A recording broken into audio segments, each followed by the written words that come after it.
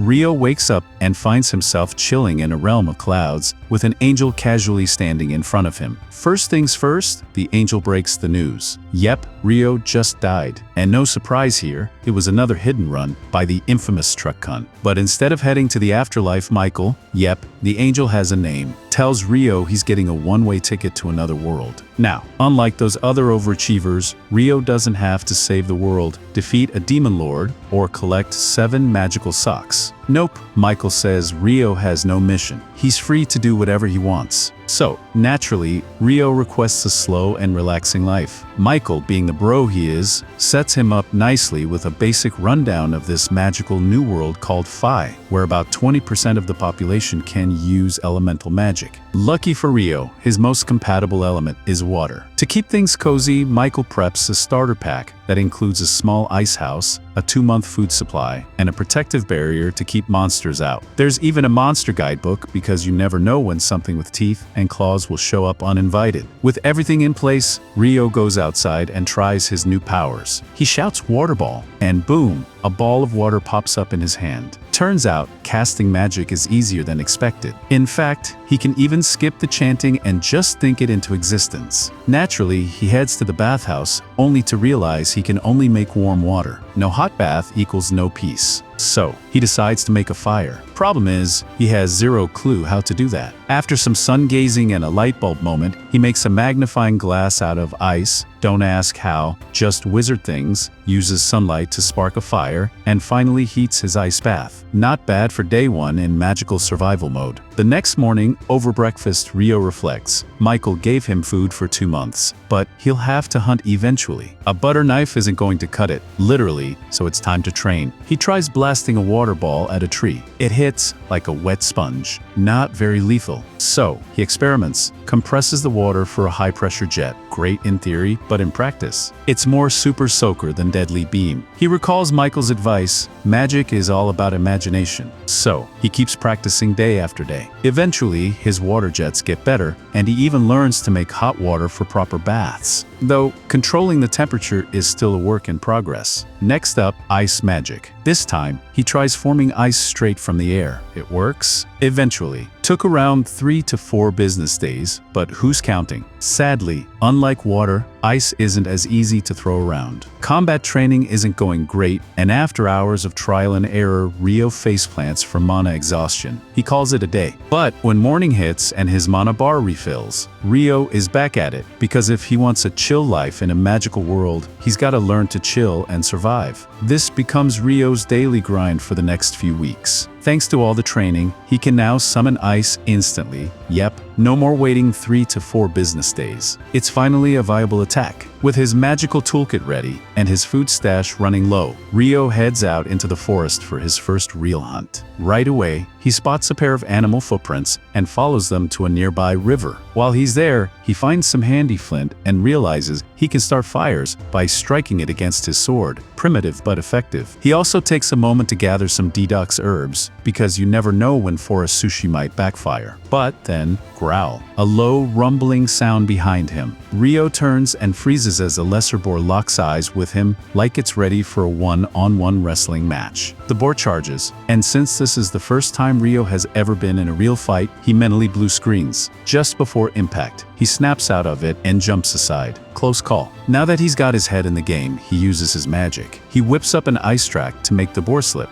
Mario Kart style, then follows it up with a series of ice spikes. Boom, instant, pointy death. After turning the boar into future bacon, Rio flips through his monster guide and learns that the lesser boar is literally the weakest thing in the forest. Not exactly encouraging. The guidebook is designed for rookies like him, but there are 2 ominous bonus pages at the end. One is about dragons, which, according to the book, can solo entire cities. The official advice: run. Unofficial advice: run faster. Not that it'll help. The second page mentions demons, but it's hilariously vague. Basically just says, if you meet one, you're doomed. Great. Super helpful. The next day, Rio heads out to hunt again, but surprise! He gets ambushed from above by a giant assassin hawk. This bird isn't just big, it's packing wind magic and slashes through prey like it's got built-in razors. Rio runs while conjuring ice shields on the fly. He doesn't want to fight this thing, but he's definitely not outrunning it either. So, he counters with water jets. The hawk dodges and swoops down with a slicing wind attack, but Rio blocks it just in time with an ice shield. The blow smashes across the hawk's eye, sending it crashing to the ground. The hawk eventually gets up, now rocking an eye patch-worthy injury, and flies away. But not before locking eyes, with Rio, making it personal. That bird's got beef now. Rio, still alive and mildly traumatized, is starting to rethink what slow, peaceful life really means. While running from the hawk, he also manages to get completely lost in the forest until late at night. While wandering, he stumbles across a glowing lake, and in the middle of it, a Dullahan just casually standing there. And it's already spotted him. As time passes, Rio continues training like a man on a magical gym grind. He can now hunt and preserve food with ease, and his magic is looking seriously dangerous. He can summon massive sheets of ice and slam them down instantly, and his water jets are powerful enough to slice through solid rock. Not bad for a guy who couldn't heat bathwater a month ago. But combat training doesn't stop with ice. Ever since the Dullahan encounter, Rio has gone into the forest every night to fight it. It wasn't listed in the monster guide, so either it's not a monster or it's just too high level for beginners. Either way, Rio isn't backing down. Armed with his trusty ice stick, he charges forward, swinging like a magical baseball champ against the headless nightmare. This whole thing with the Dullahan is less of a deathmatch and more of an intense training montage. The Headless Horseman totally outclasses Rio in both strength and skill, but that doesn't stop him from doing his best, blocking attacks with his trusty ice shields, only to get flattened in seconds anyway. Strangely, the Dullahan never speaks a word, but Rio can't shake the feeling that this creepy, silent warrior has taken it upon himself to play battle sensei. Then one day, the Dullahan raises its sword and uses water magic to extend the blade, surprising Rio, who had no idea it could use the same element. After showing off the magical blade, the Dullahan casually hands it over to Rio, then walks out onto the lake like some mysterious boss character on his break. Some time later, Rio is out hunting again when, bam, he's suddenly ambushed by that same assassin hawk. Only this time, it's black. Rio figures the hawk must have hit the gym and evolved, all to settle the score. Heady, maybe. Terrifying, definitely. The hawk dives in, launching wind slashes. Rio panics and throws up 5 ice walls. But Evolve Hawk means stronger wind slashes, and those walls get shredded like wet tissue paper. Cue full-on panic mode. Rio zigzags across the field, throwing up walls like a panicked Fortnite builder, dodging incoming attacks. He finally sees an opening and launches a volley of ice spikes, but the hawk speeds up and dodges like it's in an anime tournament arc. Then it screeches. Not just a regular screech, a magical, high-frequency, ice-melting screech that disrupts Rio's magic, leaving him defenseless. Great. The hawk hovers in front of him, clearly charging up something massive. Rio senses electricity in the air, then zap, a bolt of lightning fires at him. Luckily, he channels his inner survival instinct, uses a stick as a lightning rod, not OSHA-approved, and jumps clear just in time. Half-fried and still twitching, Rio prepares for round 2 as the hawk dives in for the kill. At the last second, Rio whips out his ice sword and parries the talons. After a few intense clashes, Rio spots a gap in the hawk's guard, thanks to his grueling sparring sessions with the Dullahan, and lands a clean stab through its neck. The hawk crashes to the ground. Rio approaches it, understanding its desperation.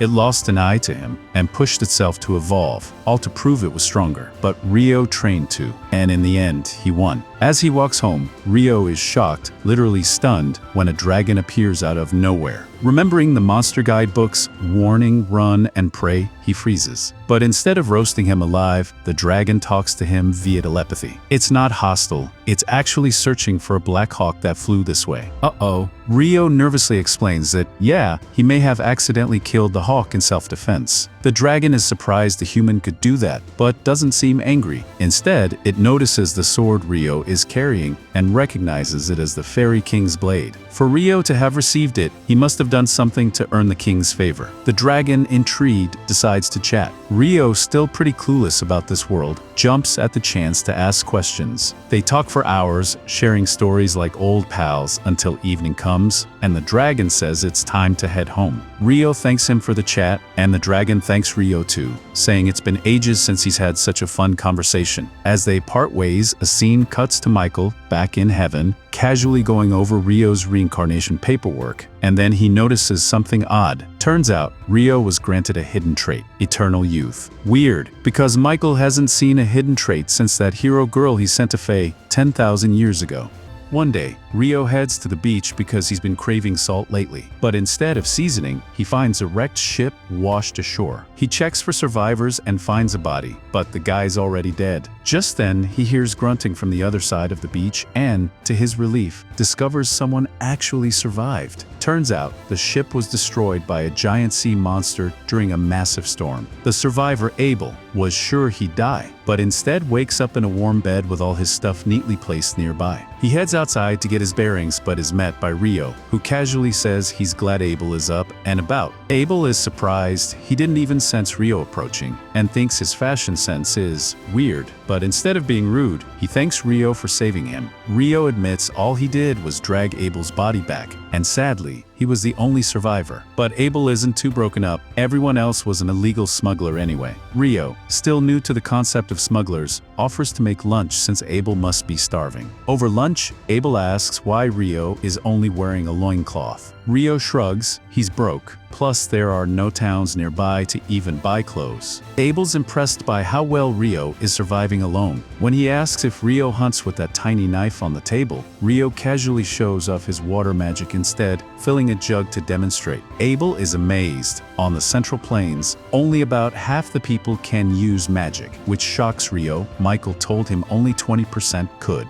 Someone's been giving outdated stats. After lunch, Abel asks Rio to take him back to the wreck since he needs to check something. On the way, he wonders why Rio doesn't use a magic staff, but quickly figures it's a money problem. To make up for his insensitivity, he insists on handling any monsters they encounter. Rio says that won't be necessary, but Abel wants to feel useful. When they reach the wreckage, all the bodies are gone, probably eaten by monsters. Abel's lucky Rio found him when he did. After searching, Abel can't find what he was looking for and decides to regroup with his friends, though he has no idea how far he is from the town of Lon. He fears it'll be a long, lonely journey, but then invites Rio to come along. Rio, curious about the world and with no real reason to stay, agrees, though he needs to handle some things first. They plan to leave the next morning. That night, Abel notices Rio heading into the forest, claiming he needs to meet someone. Suspicious but polite, Abel doesn't pry. Rio meets with the Dullahan, telling him he'll be leaving the forest soon, so this might be their last spar for a while. They fight hard. Rio has improved enough to push Dullahan back slightly, but the skill gap is still massive. Eventually, Rio collapses in defeat. As Dullahan walks back to the lake, Rio thanks him for all the training. Seeing Rio as a precious student, Dullahan gifts him a special robe, Rio's first proper clothing upgrade. The next morning, Rio and Abel set off on their journey. Rio takes one last look at his home before stepping into the wider world. But of course, no journey starts easy. Soon after, they encounter a boar monster. Abel asks Rio to stand back while he handles the boar. He draws his sword, shouts total impalement, and instantly blows a clean hole through the boar. Rio, stunned, asks what that was, and Abel explains that people who can't use magic rely on combat skills, techniques that let them pull off flashy moves like that. After a day's trek, they reach a marsh crawling with lizardmen. Not keen on a fight, Abel suggests sneaking around, but Rio senses they're being followed. When the lizardmen emerge, Abel prepares to fight, but Rio tells him there are too many, and then casually obliterates them with a barrage of icicles. Abel is speechless, but saves his questions until the fight's over. Afterwards, Abel asks what spell Rio just used. Rio shrugs, just regular icicles. But Abel insists mages can only cast one spell at a time, at least that's what some wind mage told him. Rio figures this must be a wind magic limitation since he's always been able to multitask with water. Later, Rio even conjures water for Abel, using a totally different incantation, because honestly, he just says whatever sounds cool. Eventually, they wander into a rock golem field, getting pelted with boulders. Abel uses his total impalement again, but the golems just heal instantly. Rio decides it's time for a new strategy. He asks Abel to back off, then summons a massive ice cube and crushes the golems with it, one by one. Only one golem is left, but it's not moving. They figure the golems drain energy from the ground, so when they fall, they're done. Inside the last golem, they find a massive magic stone, though it's a shame the others got smashed to bits. That night, while camping, Abel mentions that golems can also be found in dungeons. Rio's eyes light up. Dungeons. He's pumped, but Abel didn't mention them before because he didn't think Rio would care. Lucky for Rio, the only dungeon in the Central Plains is in Lon, their destination. Rio also asks about dwarves and elves. Abel explains, dwarves are short, strong, great craftsmen, and plenty live in Lon. Elves? They're more reclusive, living deep in forests, and Abel only knows one elf in Lon. The next morning, they continue north. Rio confidently says that past the mountains lies human civilization. Abel's curious how Rio knows this, having never visited a village. Truth is, a dragon told Rio, but he keeps that to himself. Abel would probably freak out. Suddenly, Rio senses danger. A giant griffin appears. Neither of them can win this fight, so Rio quickly tosses his stored meat to distract it. Abel follows suit, and thankfully, the griffin takes the offering and leaves. Abel remarks that monsters like griffins haven't been seen near humans for centuries. That means these mountains are keeping the worst creatures away, but also means they'll face even more beasts. And he's right. Next up, a pack of wyverns. Abel suggests sneaking past, but Rio is confident this time. He charges in, firing off ice spears and taking the wyverns down with ease, something that usually takes 20 adventurers. Abel is floored, but hey, he's not complaining. They keep fighting their way through and eventually make it to the other side of the mountains, one step closer to reaching civilization. Rio and Abel continue their journey, debating whether they should ever willingly face wyverns again. Rio's cool with it. More monsters, more fun, but Abel would prefer not to die. Thank you very much. That said, he's glad Rio took the wyverns down last time. They now have a hefty bag of magic stones worth a fortune. Eventually, they spot a thin road up north. Roads mean towns, so that's a win. Abel notices the path stretches toward what looks like Mount Everest to the east, so he suggests heading west instead. He recognizes the icy peaks, but stays quiet and just tells Rio that if they go east, they'll reach the town of Coyote. Hearing that, Rio is thrilled. He's been dreaming of sleeping in an actual bed. Abel, a little surprised, jokes that he thought Rio was more of a caveman who lives for monster fights. They discuss the local food in Coyote, which Abel praises highly, and before long, they arrive in town and hit up a restaurant. Over lunch, Abel tells Rio about adventure guilds, suggesting he registers since he's strong, and the guild card also works as an ID and grants access across the nation. Rio likes the idea, especially since Abel had to pay the gate fee for him earlier. Plus, guild members can trade magic stones and monster loot, though being an alchemist helps. Rio, a chemistry nerd, is now tempted to pursue alchemy. When the waitress serves curry and rice, Rio's jaw drops. This world has curry too. He chuckles to himself, thinking how other isekai protagonists have to invent earth foods from scratch. Yet here's curry ready to order. Naturally, he goes full mukbang mode, asking for seconds, then thirds. The next morning, he's still raving about the curry, making Abel wonder if Rio has ever eaten a decent meal before. Rio jokes that Abel must be keeping more secrets, an offhand comment that flusters Abel, hinting he might actually be hiding something. They continue through meadows and soon spot Lon,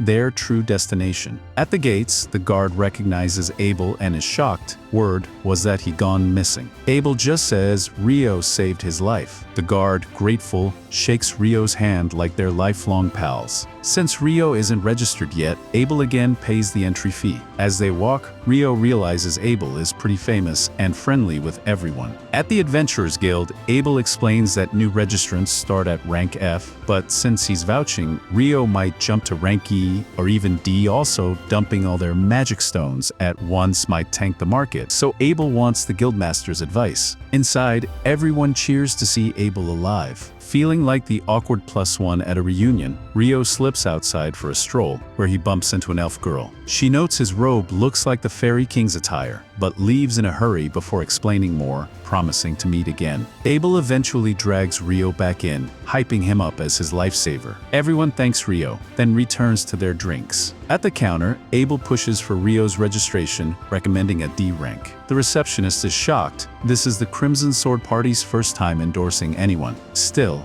Rio needs to pass a physical test. Meanwhile, Abel requests a meeting with the guildmaster, who bursts in. Hugh, shocked they survive the mountain. Abel argues that anyone making it back alive deserves a higher rank. Hugh agrees to promote Rio, but before they finish, a team barges in. It's Abel's party members, Lynn, Warren, and Rhea. When Lynn sees Abel alive, she falls to her knees, unable to believe she's seeing him again. Abel walks over and apologizes for worrying them, admitting he would have died if Rio hadn't saved him. So, he tells them Rio deserves their gratitude. Hugh, sensing the party has catching up to do, excuses himself and tells the guild clerk, Nina, to prepare the materials for Rio's registration. As Rio tries to leave with Hugh, Abel calls out, asking him to wait by the guild afterward. They've got things to do. Outside, Hugh notices Rio's curiosity about Abel's popularity and explains that Abel's party, Crimson Sword, is the strongest in the city, and his absence threw the whole place into chaos. Rio asks if his registration will be done in dank, and Hugh confirms, noting that while Abel is strong, he clearly needed a capable partner like Rio, so there's no hesitation in registering him. In the office, Nina arrives with the forms. She asks Rio about his skills and whether he's ever been to a dungeon. He hasn't, so she recommends their monthly dungeon class, which Rio signs up for. He's surprised they have clocks here, but Nina explains there's a big one in the city center. She also offers lodging at the guild for 300 days post-registration. After the paperwork, she hands Rio his guild card, prints his details via a magic device, and registration is complete. Outside, Hugh is relieved Abel is back, lamenting how the city was a mess without him. Rio rejoins Abel, who takes him around town to sell their magic stones, planning to buy clothes and a staff for Rio. Rio appreciates it but is puzzled. He's fine without a staff since he's always carried a sword. Abel laughs, saying his sword is more like a glorified knife. During their errands, Rio peppers Abel with questions and learns this world has 24-hour days, 7-day weeks, and 30-day months, just like Earth. Combined with the curry he ate, he wonders if someone from Earth reincarnated here and changed the world. Later, Abel drags Rio to his welcome party, where they drink and celebrate all night. The next morning, Rio is exhausted. As he walks to the lodge with Na, she teases him about drinking too much and mentions how raw Abel's brother barely left his side in gratitude. At the lodge, Nina introduces Rio to his new roommates, Niels and Addo, who agree to keep things casual between them. Na then brings in a fourth roommate, Ian, a 16-year-old girl whose parents recently died, so she turned to adventuring. Na reminds Rio to attend class with Ian the next day. Meanwhile, Abel tells his party about Rio's insane feats, casting magic without a staff, killing wyverns with ice, and summoning giant ice blocks. Lynn doubts it, citing the known limits of magic, but Abel insists it's true. Rhea remarks that only the Inferno magician was said to be that powerful, though it's thought to be a myth. They also wonder if Rio could be a threat or ally to the Duhi Empire, but Abel assures them Rio despises that name. Meanwhile, Rio laughs and bonds with his new roommates, reflecting on how drastically his life has changed. Rio and his friends move to the special class for a professional course on the basics of exploring the Dees, aka magical monster mazes with a bad attitude. After the class, they'd head to a real Dees, which made Amun visibly tense, like sweating through your armor tense. But Rio, ever the chill one, told him not to panic just yet. They still had time, and no one wants to see him faint at noon like a drama queen. The instructor, now ready to wrap things up, offered to answer any final questions. Rio raised his hand and asked if there was a way to fast travel back to levels already cleared, classic gamer energy. The teacher was impressed. Unfortunately, he said that while some Dees in the southern provinces do have that option, the ones in Lawn City definitely do not. Rumors exist, but nothing confirmed. Rio thanked him politely. Then Amun, still processing the info, asked Rio what instant travel was, and marveled at how Rio knew so much despite being a D-rank newbie. Rio just shrugged. It was something he'd heard, not Google searched. They moved to the city's Dees, located smack dab in the center of the city, which had the charming trait of doubling its monster population every year. No one knew why. The teacher explained the inner walls were built to keep those multiplying monsters from turning the city into monster stew. Amun looked at the whole setup like it was the start of a natural disaster movie. But the teacher reassured him, this happens every few years, totally normal. Ish. They passed the guild building near the gate where normally adventurers check in, but since they were pre-registered, they could stroll right in. Rio noticed Amun getting nervous again and advised him to breathe deeply, not hyperventilate. Amun did, felt better, and they entered the first level, which was basically the tutorial stage. Nothing too dangerous, but they were told not to stray too far from the D-skate. Rio and Amun stuck together and soon sensed something ahead. Amun drew his sword like a nervous anime sidekick, but Rio, cool as ever, pinpointed the location. He froze the creature, a beginner monster known as a soldier ant, and told Amun to go for the neck. Teamwork made the dream work. Amun pierced the ant's neck and landed the finishing blow. Both were thrilled, like kids who just beat their first boss fight. Rio, always the sentimental adventurer, suggested they take the ant's magic stone as a memento of their first successful hunt. Amun, ever the rule follower, asked if that was allowed. Rio reminded him, "We're adventurers now. Loot is life." He showed the stone and proudly declared it a lovely keepsake. Amun was kind of in awe. Later at their residence, they celebrated their first Dees mission. Niels sipped his drink,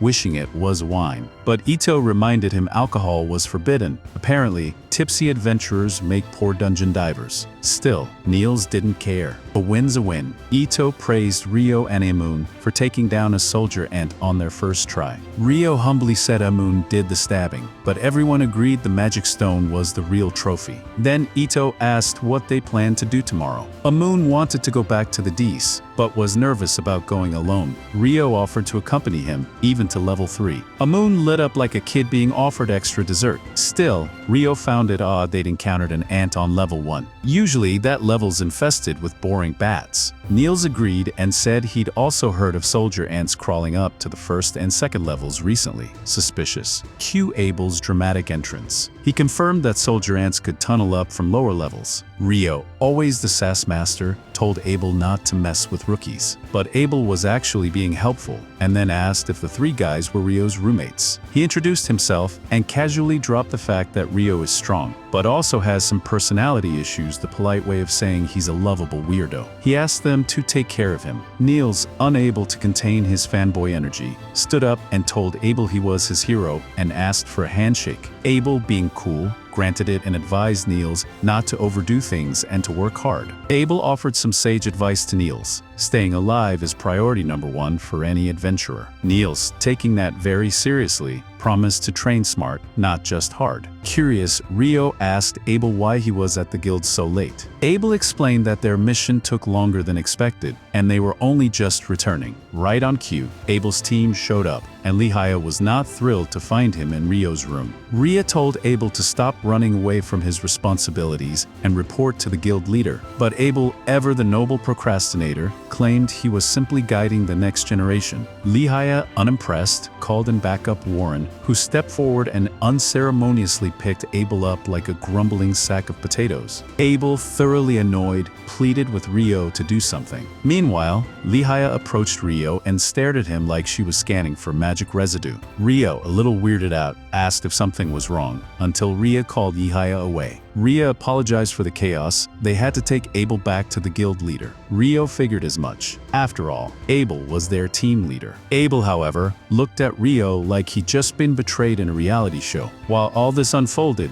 Amun stood there, stunned by the drama. Ita, on the other hand, was starstruck by Ria, convinced she looked like an angel. Niels continued to fangirl over Abel, which made Rio ask him, seriously, what do you like about that guy? Cut to Abel's team on their way to the guild master. Leah admitted she shouldn't have stared at Rio like that, but she was curious. Was he really a magician, as the rumor said? Ria agreed. Abel reassured them they'd see Rio's abilities soon enough. The next day, Amun was in a hurry, but Rio, cool as ever, told him to take it easy. They headed to the D-skate, checked in, and not long after entering, they were ambushed by 2 wolves. Rio took one down with ice arrows. The other lunged at Ian, but he countered with a solid strike. A third wolf suddenly appeared and almost got Ian, but Rio's ice magic saved the day again. Amun then finished the wolf off, but was left completely wiped out. Rio praised him and offered a handshake. Amun accepted it with pride. Rio noticed that Ian's swordsmanship looked a lot like Abel's and asked about it. Ian revealed that he was trained in his village by a master named Kiro, who studied at the royal capital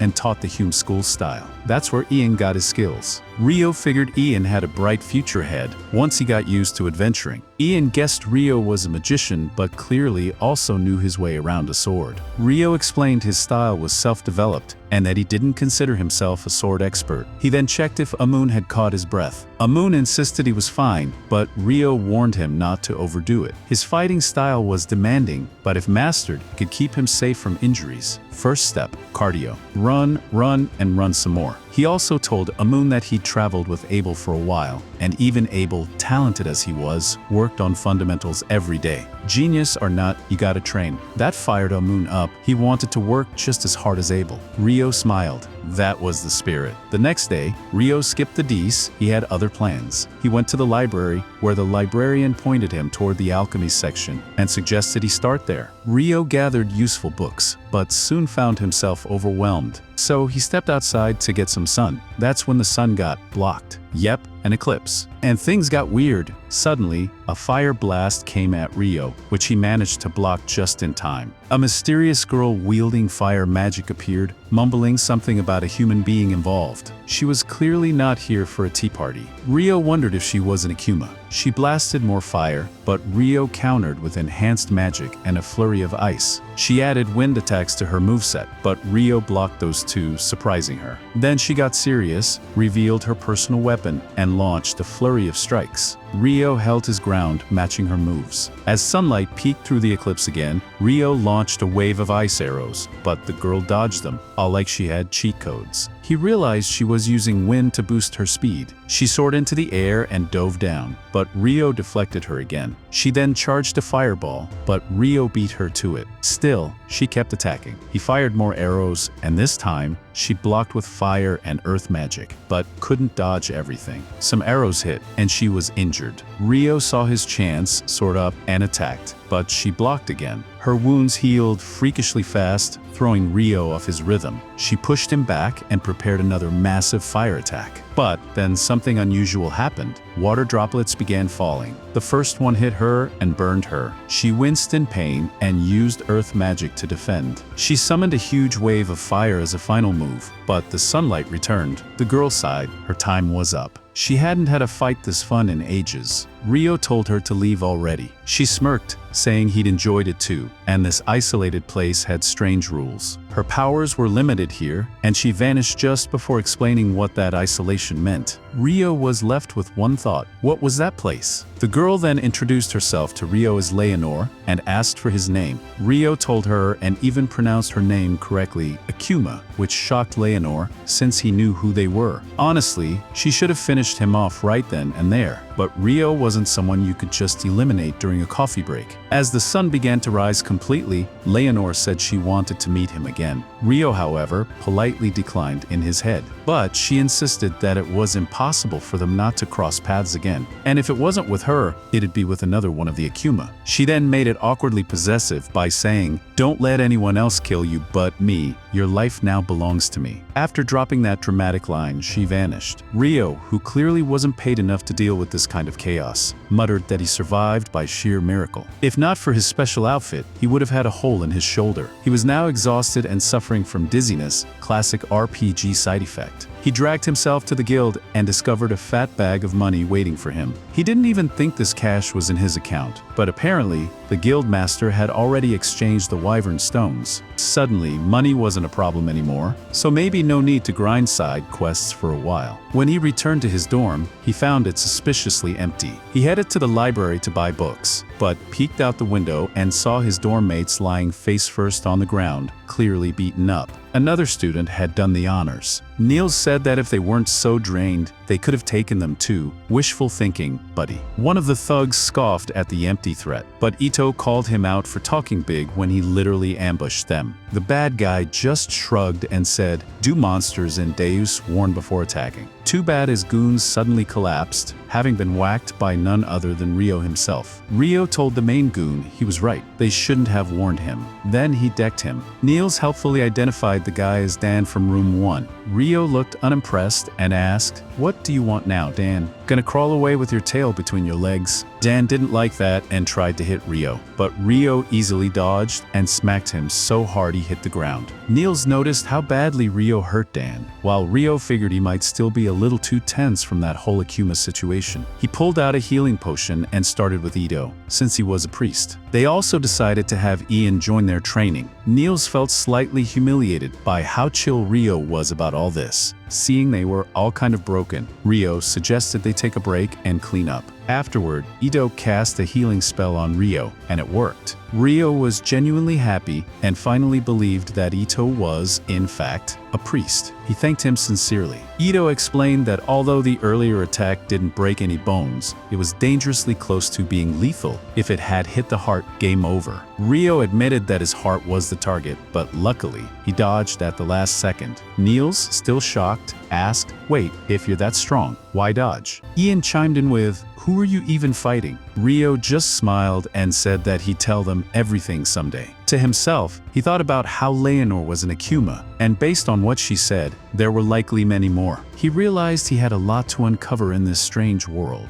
The next day, Ito, Alman, and Nils head back into the dungeon. After taking out a goblin archer on the 5th floor, yes, 5th, Nils suggests they call it a day. They've barely been down there long, but something feels off. Goblin archers aren't supposed to appear this early in the dungeon, and since they've already made decent coin, there's no point risking it. Good call, because just a little deeper in, a monster was lurking that would have wiped the floor with them, especially with Rio off doing his own thing. Meanwhile, Rio is outside the city, having a dramatic post-battle reflection session after his intense clash with Leonor. While they were evenly matched in spell casting, her wind magic made her zippy as lightning. Rio sadly doesn't have wind magic in his toolkit, so he's experimenting with alternatives. His big idea? Use his water jet spell, normally for swimming, to boost movement on land. First test, a bit of ice on the ground, a few jets on his back, and he barely budges. Majestic fail. He plans to try again with more jets, but first, off to the library for research on alchemy and demons. Because who needs leg day when you have magical propulsion? Back in the city, Lihaya aka Lin is on a spell book scavenger hunt, searching for anything resembling that giant ice cube spell Abel swears he saw Rio use. Not even the forbidden books mention it, which means one thing, it's probably an original spell, but one requiring a ton of mana. She's still skeptical that Rio managed it so casually.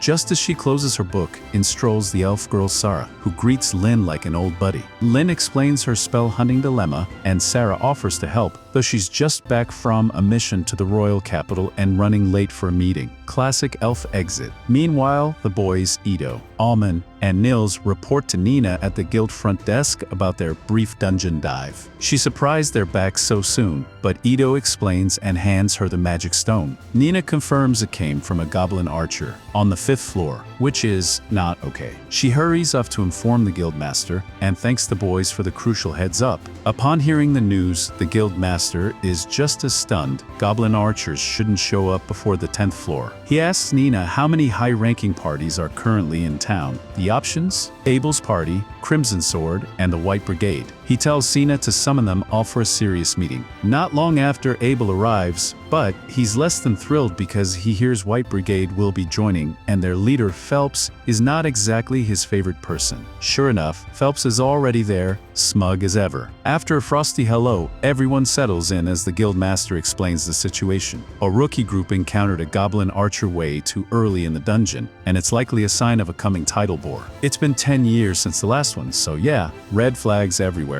He offers both parties 100 gold up front, 200 more upon return, to investigate, not to fight. If they find evidence of the Tidal boar, they are to return immediately. Once confirmed, the guildmaster will shut the double walls of the dungeon and call for reinforcements from the regional knights. The guildmaster has already secured permission from the local lord to act, but he still needs to inspect the dungeon before making any major moves. So, he asks the big question, are they willing to take the job? Both Abel and Phelps agree on behalf of their parties, and the investigation is set for the next morning. Meanwhile, Rio wakes up early with big nerd energy. He's heading to the city's northern library to learn more about alchemy. Ito casually mentions that only D-rank adventurers and above are allowed in, but no worries, Rio qualifies. Alman does point out that the real juicy stuff, like forbidden texts, is B rank and up, so Rio shouldn't get his hopes up about accessing those. Bummer. Soon, Soon, Rio arrives at the Northern Library, which makes the Southern Library look like a corner bookstore. The place is huge, and he realizes he might need help finding the demon-related texts he's definitely not supposed to be talking about out loud. Lucky him,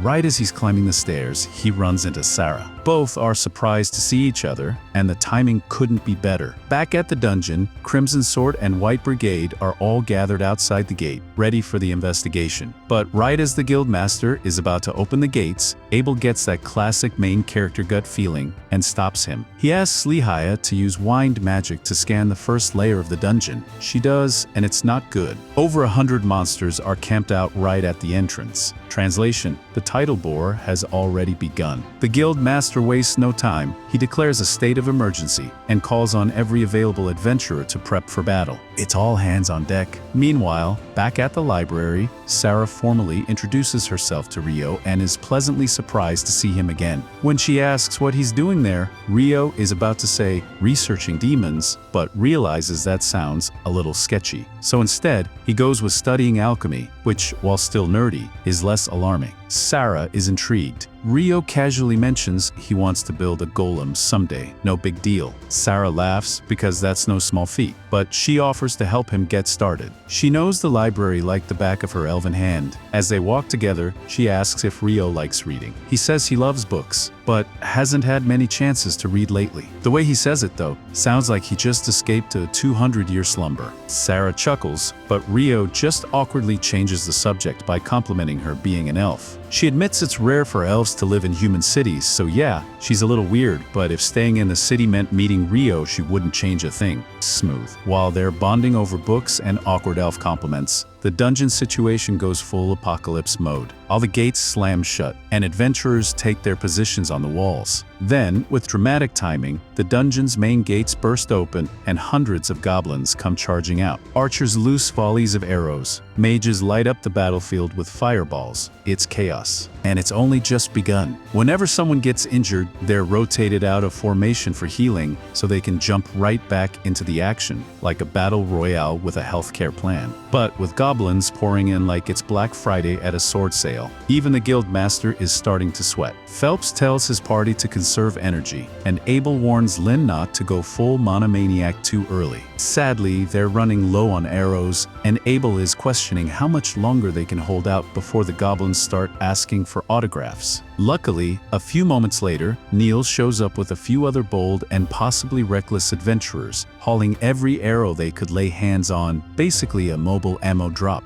Along with that, Niels delivers a message from the Guildmaster. Once the smaller goblins are handled, Crimson Sword and White Brigade are up next to face the boss. A few hours pass, and most of the regular goblins have been reduced to XP. Now the boss is expected to show. The Guildmaster gives the signal. Both Crimson Sword and White Brigade leap from the wall, like synchronized gymnasts, with Lynn casting a magic spell to ensure a graceful landing. No broken ankles today. There are still a few goblins lurking below, so Abel and Phelps clear them out like pest control pros. Then it happens, the big bad emerges. But plot twist, it's not one goblin general, it's 3. That's bad. 3 generals usually means there's a goblin king nearby, which is like a boss fight on nightmare difficulty. Abel quickly forms a plan. He and Phelps will each take a general, while Rhea and Sheena go after the 3rd. Everyone nods like action movie heroes, then springs into battle. Abel dodges one of the generals and slices off its arm like he's ordering deli meat. Victory seems close, until he senses something off. Suddenly, he shouts for everyone to get down. A wind slash tears through the air, instantly slicing all 3 goblin generals in half. Dramatic much. Everyone narrowly avoids becoming Sushi,